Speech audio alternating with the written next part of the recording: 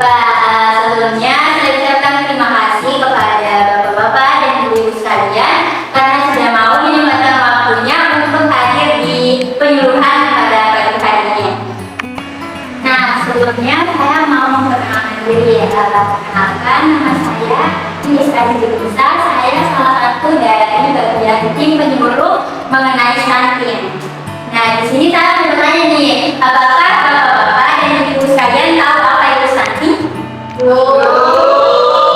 Jadi stunting itu adalah salah satu kondisi atau suatu kondisi keseimbangan nutrisi atau gizi yang terjadi pada anak. Jadi umumnya pada anak itu pasti dia akan terlihat lebih pendek daripada anak seusianya.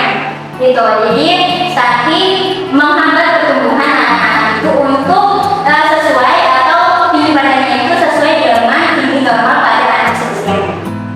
Nah, setelah kita tahu tadi apa itu stunting, kita masuk ke bagian faktor penyebab dari stunting ini. Nah, stunting ini disebabkan oleh yang pertama itu nutrisi yang kurang baik, yaitu pola makan yang tidak seimbang yang orang tua berikan kepada anaknya, atau pola makan yang dikonsumsi ibu hamil yang tidak seimbang.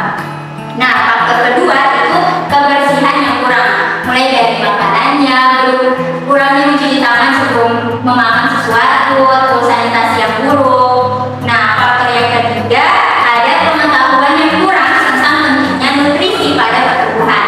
Jadi kalau kita sudah mau menjadi orang tua atau calon orang tua, kita itu juga harus tahu apa saja sih yang harus kita lakukan untuk memenuhi kebutuhan agar tubuh kembang anak itu menjadi lebih baik. Nah, tadi kan sudah kita membahas tentang faktor penyebab stunting. Nah, jadi apakah stunting itu bisa dicegah? Jawabannya iya. Nah, stunting itu bisa dicegah yang pertama saat masa kehamilan. Disarankan untuk rutin memeriksakan kondisi kehamilan kepada dokter. Jadi bagi ibu yang sudah lagi mengandung atau sedang hamil, itu disarankan untuk selalu memeriksakan kondisi kehamilannya kepada dokter. Jadi untuk selalu cek rutin apakah pertumbuhan bayi yang dalam kandungannya itu baik, bertumbuh dengan baik atau tidak.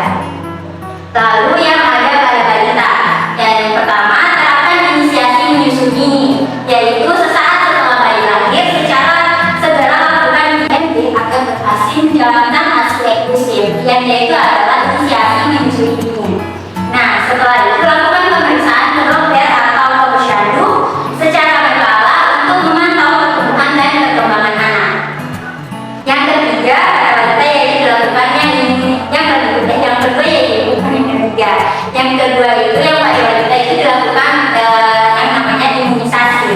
Jadi orang tua sekalian harus memperhatikan jadwal imunisasi rutin yang diterapkan oleh pemerintah daerah setempat. Kan ada tuh di desa-desa pasti imunisasi yang selalu dilakukan atau diadakan oleh pemerintahnya. Nah, yang ketiga itu pemberian hasil eksklusif. Berikan hasil eksklusif pada anak segera setelah lahir sampai dia berusia 6 bulan. Lalu setelah usia 6 bulan didampingi dengan yang namanya embriasi. Nah, selanjutnya yaitu pemantauan tumbuh kembang. Ini bisa kita lakukan yaitu sering berkonsultasi kepada dokter yang lebih profesional tentang anak. Terus yang selanjutnya itu yang terakhir gaya hidup bersih dan sehat. Itu sudah pasti sih. Ibu harus selalu membiasakan anak-anak untuk berpengalaman terlebih dahulu untuk cuci tangan, terus buang air bisa digambar. Perhatikan juga sanitasi kita seperti aliran got itu harus selalu dibersihkan agar airnya selalu lancar untuk keluar biar tidak tersumbat.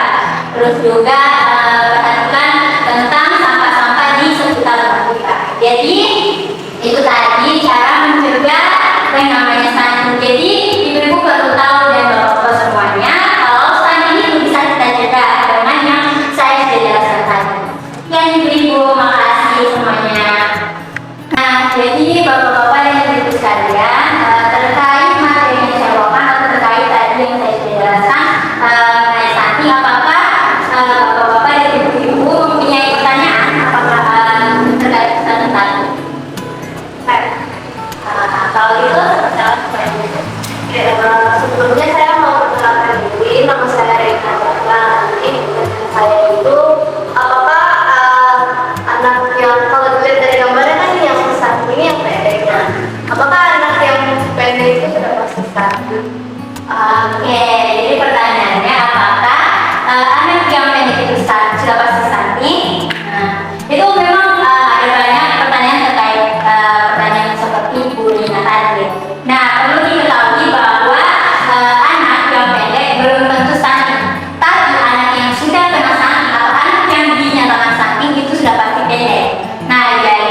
disarankan kepada bapak-bapak dan ibu-ibu yang sudah mempunyai anak untuk tidak cepat mendiagnosis apakah anak saya ini sudah kena anxiety stunting atau tidak. Jadi disarankan untuk memeriksakan anaknya kepada tenaga kesehatan yang lebih profesional terkait stunting tersebut. Jadi mereka bisa memberitahukan apakah anak ibu atau bapak itu stunting atau tidak. Gitu pertanyaan dari ibu. Terima kasih ibu sudah mau bertanya. Dari bapak-bapak dan ibu lainnya